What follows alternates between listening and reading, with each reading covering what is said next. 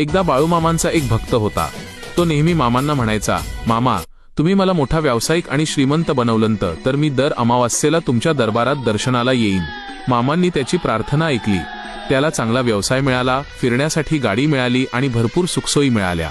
पण भक्त पुन्हा म्हणाला, मामा गाडी मिळाली खरी, पण आता मला एक सुंदर घरही हवं। मामांनी त्याला सुंदर घरही दिलं। सुरुवातीला तो दर अमावास्येला मामांच्या दरबारात दर्शनासाठी येत होता, पण जसजसा पैसा, प्रतिष्ठा आणि मोठमोठी कामं वाढत गेली तसतसा तो बाळूमामांचा दरबार विसरू लागला। एके रात्री मामांनी त्याच्या स्वप्नात येऊन विचारलं, अरे माझ्या भक्ता, मी तुला सर्व काही दिलं, एवढा मोठा माणूस बनवलं, पण तू माझ्याच दरबाराला विसरलास। भक्त म्हणाला, मामा या अमावास्येला नाही जमणार, पुढच्या अमावास्येला नक्की येईन, यावेळी खूप महत्त्वाचं काम आहे। मामा म्हणाले, ठीक आहे, पुढच्या अमावास्येला ये। पुढची अमावास्या आली। मामांनी पुन्हा विचारलं, अरे भक्त